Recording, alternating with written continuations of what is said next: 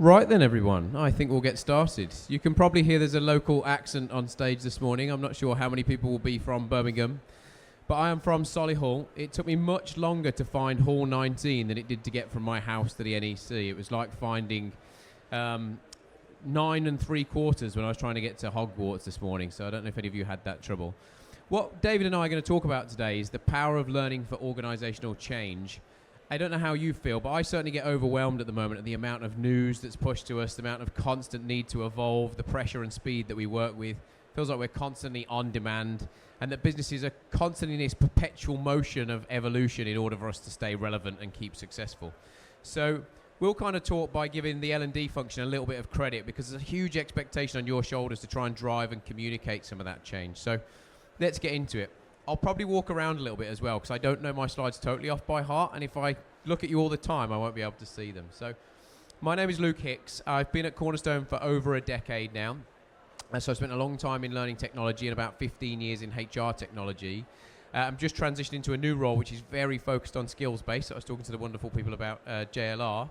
And hopefully I can give you a little bit of insight into the way we see the world and how learning can play a role in change management within organisations. So over to you, David. Thanks, Luke. As you can see, my name's David Smart. I've been at Cornerstone even longer than Luke, in the role of a solution consultant. And my role today is to show you a little bit of the technology that underpins the kind of change that Luke is going to be talking about. Thank you. So what we're going to try and cover today is how the world of work has changed, the pace of change.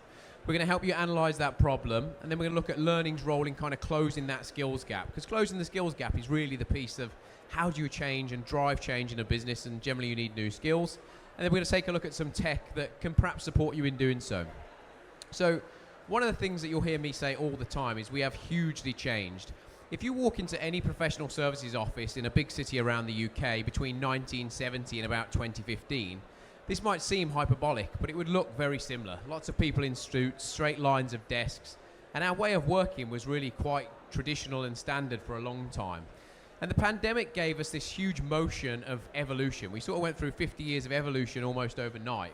And what's changed in the last few years is a couple of things. Hierarchical structures are fading away, they're losing their value. Some of that is because the way that we think as an employee, we don't necessarily obsess with hierarchy. I don't know how you all feel, but I don't go to work obsessing to get to that next role anymore. I think about what skills I can take, how I can have more flexibility in my life. And so that means that skills have become a new currency, both for the employee and the employer. We can only be successful as employers if we have the right skills in our business, and we have to be able to get them at such a rate that can meet the demands of our customers and our market conditions. The other thing that is becoming really key is development is the new promotion. If you don't give your employees the best possible enablement and development they can get, they'll go and seek it externally. That's not a threat. It doesn't mean that they'll resign and they'll go and take a role externally, but they'll find that development in their personal life. It's really easy to go onto an online subscription and subscribe to learning Python development or, leadership management that you can find on leadership and management that you can find on YouTube. And the other thing that I think is a significant change is the rise of the side hustle. There's a stat here that says that by the end of next year, 47% of us will have a side hustle. Just to test that, if I look in the audience, have any of you got a side hustle or thinking about doing something? That might be creative writing. There's a few hands. It might be creative writing. It might be driving a taxi. I can't tell you how many times I get in an Uber driver and they tell me it's their second job trying to pay for their kids' school fees. Now, what that means is that the pace of change we all know is unprecedented. We're kind of bored of hearing that. But what's the impact? Well, it's changing the way that we work. There's a study that says over 800 million jobs by 2030 will be replaced with automation. Doesn't mean that those employees no longer can get roles. It just means that those roles are evolving and we've got to give them the development to fill the skills gap. There's been this explosion of data and technology. On average, you all use 16 or more HR tools in your organization. We just had a chat about trying to find some kind of common skills language. I talk about finding your skills dialect. I'm from Birmingham. Anyone? Put your hands up if you're from Birmingham. What do you call a forward roll? Gambol, right? I say that all the time. I didn't know that a gambol was a forward roll until I was in my 20s, but that's our dialect. Every organisation has their own dialect, and you need to find that within your skills taxonomy so you know what you're working with. And the demographic shifts. So we can work from anywhere now. I've got a wife, and we've got 2 children. My wife struggled to get back into the workplace, but she can go and spend her summers in Portugal if she wants and be a creative writer or be an influencer or do whatever she wants. And so we're seeing this rise of employees thinking that they can have multiple income streams. And so there's not an exclusivity contract between employee and employer. So all of this leads to this kind of workforce readiness gap.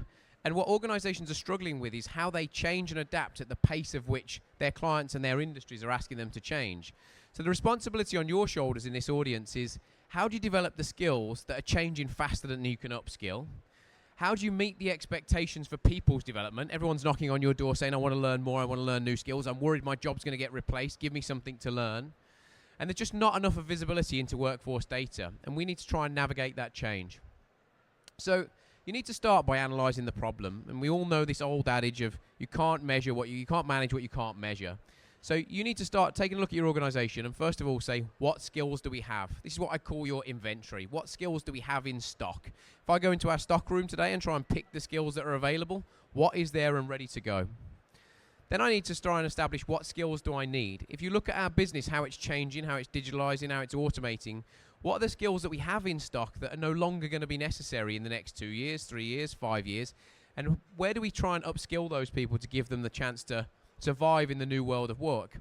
But then you have to match them to your employees. Do your employees want to learn those skills? They signed up for something else. They may not want to come on the journey that you have, and that's what we call the skills gap.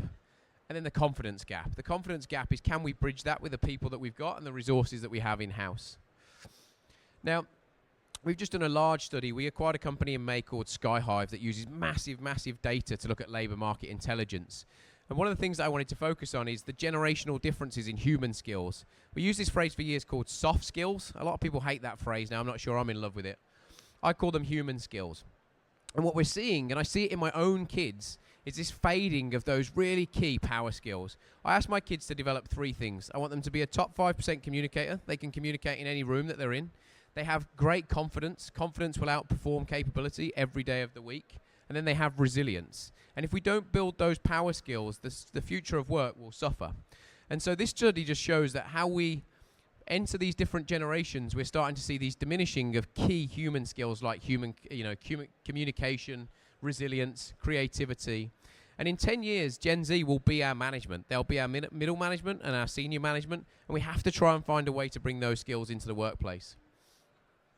So this is putting more and more emphasis on how important those human skills are. I think we often sit and think about automation and we think we need tech skills.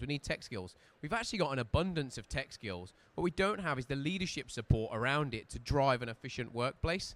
And this shows some of the top 10 skills that are on the rise around creative thinking, analytical thinking, curiosity and lifelong learning. Is that a skill? Being a manager myself, I would say curiosity and lifelong learning is a critical skill that you should look for in the hiring process. So this kind of leads me on to, if you're all starting to drive towards change and problem solving, it's not as simple as just saying we've got these new skills. You need to enable the workforce. Learning has 2 responsibilities, I think, that are critical. One is communication. How do you communicate to the workforce? These are the skills that we've got. These are the skills that we need. Come and meet us. And the second thing you need to do is you need to empower your middle managers. Without empowering your middle managers and giving them the right capability to communicate to the workforce, we have a really, really uphill battle. And so what David and I are going to talk about over the next sort of 15 minutes is how the training process has changed a little bit. The linear training model of how we've historically pushed learning and development out to people has started to change. And so we're seeing this need for what we call workforce agility, the ability to react in real time and make sure we can upskill instantly. And so technology is going to play a role in that. We've done a number of things at Cornerstone to try and help our clients evolve and change more quickly, but one of them is around immersive learning. And so we want to show you a little bit about how immersive learning can play a role in your business. When we acquired a company called Tailspin, I at first was cautious about immersive learning. I saw the avatars. I thought, this is not for me. I don't see how it can work in a corporate environment. And then when I tried that course and I had a really difficult conversation with someone on the screen that articulated to me his problems in the context of our business, it really pulled on my heartstrings that I need to try and help him in a very difficult social economic environment that we had in work. And it prepared me better to have a conversation with my own team. We were going to try and put the VR goggles on, but I was worried that if I did it, I would fall off the stage, and that would be rather embarrassing. So David and I are going to show you this in 2D format, but feel free to interact with us, and hopefully it's impactful. So, David, I think this sort of leads me towards your part of the presentation. So I'll pause. Yeah, thanks, Luke. So one of the great things Sorry, have you started that? Yes, you have. Let me just pause it for a second. One of the great things about this immersive content, as Luke has just alluded to, is that yes, you can consume it in the VR goggles.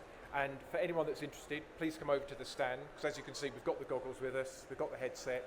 You can come and try that out. So we're set up to do that on the stand. We're not really set up to do it here. But all of this content can be consumed kind of like we are now in desktop mode. So you're not restricted to only doing it in the VR headset. So that's kind of really helpful for organisations that maybe can't or don't want to invest in a load of hardware in order to consume this content. So what you're seeing here is clearly a recording of that content being consumed in desktop mode. And if I get this right, my voiceover will more or less coincide with what's happening on the screen, but I guarantee that won't happen. So I'll probably have to jump in every now and then and pause it.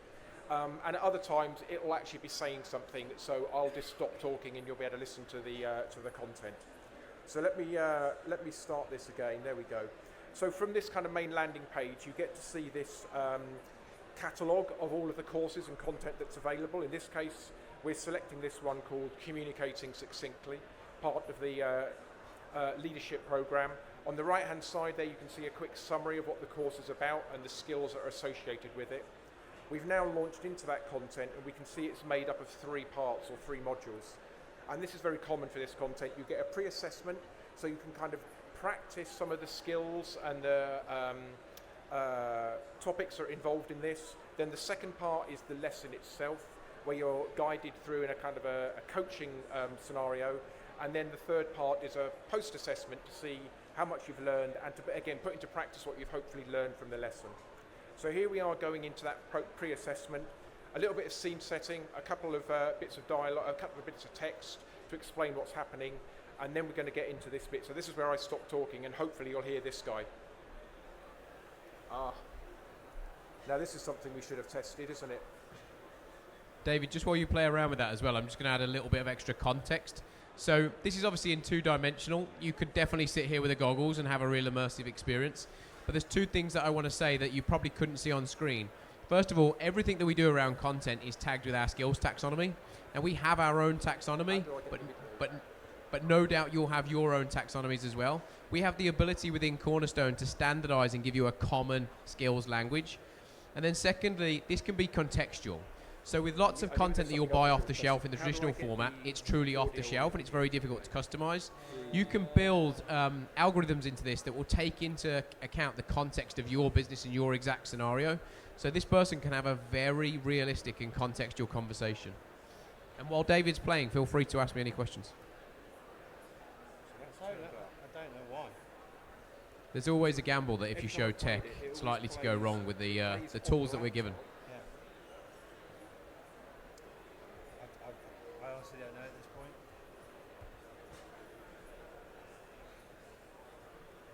Yeah, the volume's up. Yeah. Just let me double check mine. Okay. Luckily, we've got some spare time. Yeah, no worries. You might have to fill the gap with some more of your local anecdotes. Yeah, some local phrases or words that you've got that are different from normal. Well, I'll tell you what, I will do that while we're waiting to get the sound up and running. So one of the things that I also like to talk about, and I can see our marketing manager having her beady eyes on me to make sure I'm staying on topic, is about skills and skills transformation. Is there anyone in the audience where you're thinking about becoming what I would call an SBO, skills-based organization? Anyone? I expected more hands. I can see one. Maybe there's not a lot of bravery. So becoming a skills-based organization is a phrase that's being used quite dramatically at the moment because the construct of how we work has traditionally been built on job descriptions and competencies. And because of the pace of change, as I just referenced, what we're finding is we just aren't able to be agile enough and adapt quickly enough when you're thinking about a job description, which is really quite structured and doesn't give you the adaptability when your organization is changing every 6 months or the systems and processes that we're using every 6 months. If I was to ask you a different question and I said, could you describe to me your job description? How often, did any of you look at your job description in the last 6 months? Anyone? Do any of you remember, do you know what's on your job description? Founder's a pretty easy one, yeah. But if I asked you to describe the skills that you use in your daily workplace, I think you'd find that a little bit easier. And so becoming a skills-based organisation is when we start to think fundamentally different about the people that we hire and what we're hiring them to do. And so one of the things that Cornerstone is absolutely trying to help all of our clients transform with is how they shift from job-based to skills-based. And I think that if you haven't heard of that concept yet, or it's not at the front of mind, you're not too far away from your CHRO or your VP of talent or even your CEO reaching out to you saying we want to be able to talk about our skills. David, if we can't get the sound working, I think you and I can just talk through it as we go through. Agreed.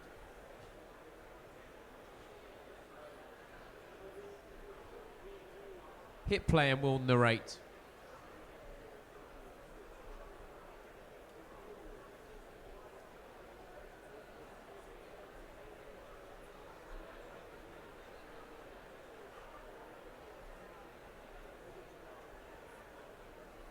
Ready?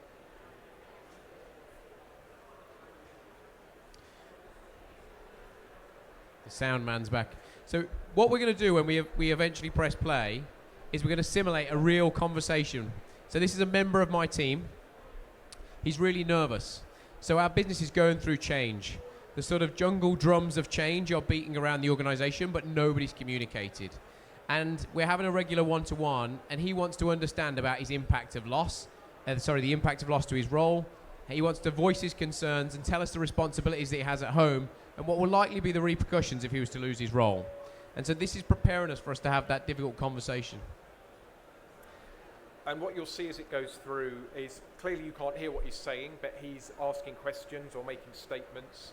And as the user, I've got to respond to those, choosing the options. You'll see the 3 options always appearing at the bottom of the screen there. And typically speaking, one of those will be considered the right answer or the better answer. One of them will be less positive, and one will be kind of neutral, somewhere in the middle. And as I answer, choosing the answers, you'll see a kind of RAG rating comes up. So in that case, it's the amber, so that's the kind of middling one, neither good nor bad. But others you'll see that come up with a green tick or a red cross, just to indicate, are you taking this conversation in the right direction? Are you kind of responding to this in the right way? And the reason this can help you change, you can drive change really quickly, is depending on the size of your organisation, if something quite fundamental is going on, you need to quickly enable your middle managers to be able to push that change and communicate to your workforce. This allows you to contextualise those exact circumstances, roll it out to all of your middle managers, drive them through it and let them feel empowered and confident about having those conversations instantly.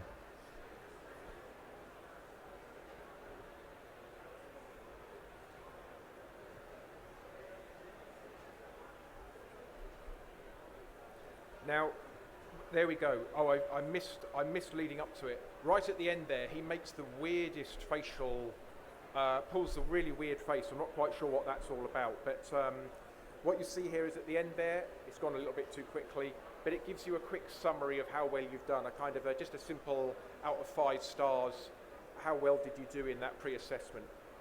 Now, we've moved straight on to the next lesson. From there, I could have navigated back to that main screen where I could see the structure of the course and choose to navigate from there. But I can just say, okay, I've finished that pre-assessment, move straight on to the main lesson. So this is more of a coaching style. So this guy is playing the coach, who is coaching me in terms of this idea of communicating succinctly. So he's going to, again, take me through some scenarios and use cases, explaining sort of situations that may arise in certain situations.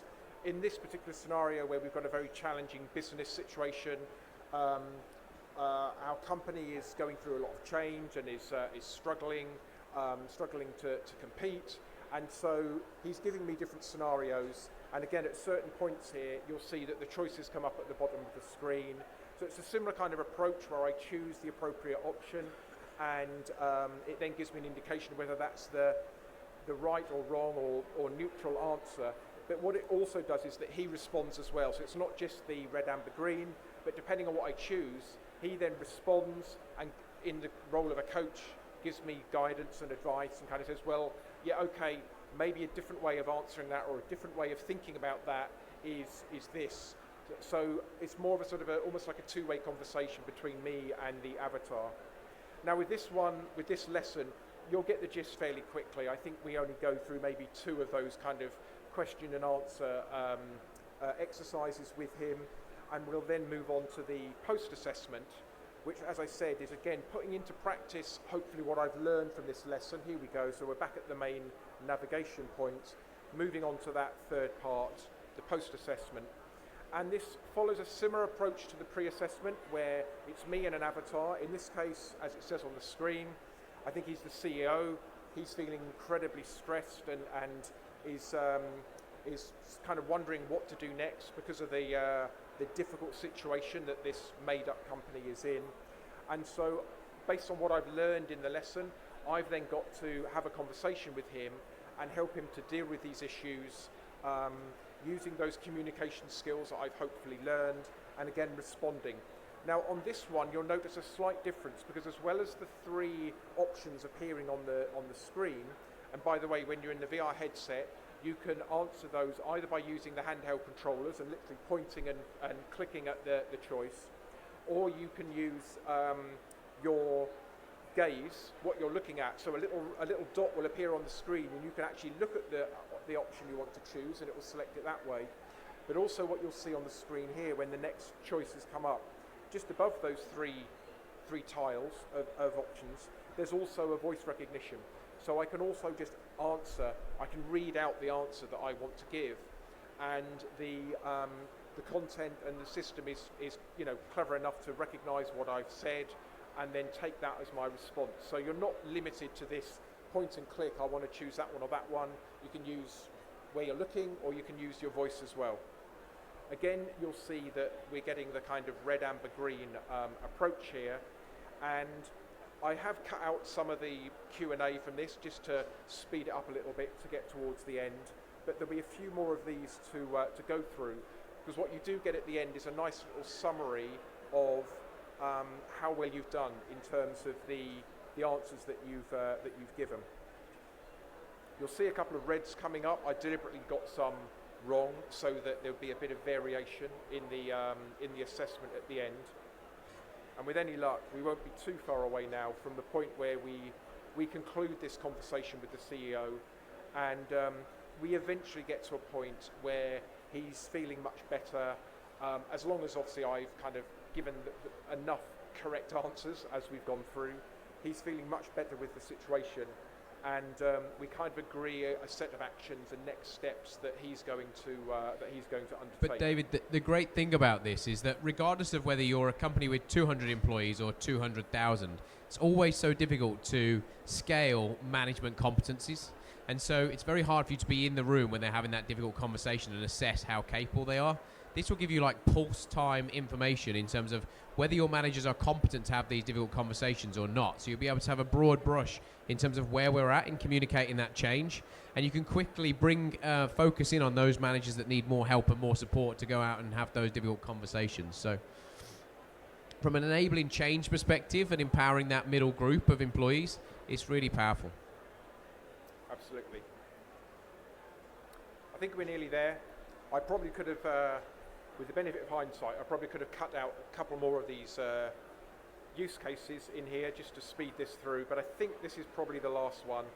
I seem to remember the final one. You've just got, you've kind of got to a satisfactory point because there's just one option that comes up on the screen to conclude the conversation, and here we go. So these are the kind of results that come up at the end. We can see a transcript of the conversation, the questions or the things he said or the questions he asked and the answers I gave. You can see where you gave good answers, but also where there are growth areas, in other words, where I maybe didn't get the answer right, and it shows me what a better choice would have been. And over on the left-hand side there, as you can see, it's just giving me a kind of an overall rating, but also a breakdown in terms of key skills around clarity and empathy and listening and so forth. And that effectively brings us to the end of that particular piece of content.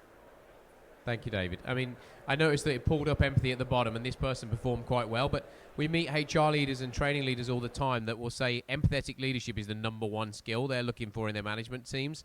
And hopefully this allows you at a really high level to be able to police exactly how much empathetic leadership you have within your ranks and what you can do to try and drive that forward. So I think that largely brings us to the end of our presentation, but we're open for questions if anyone would like to ask us anything. Any questions? No? Well, we'll hang around for a few minutes, and thank you for joining us. Have a great day.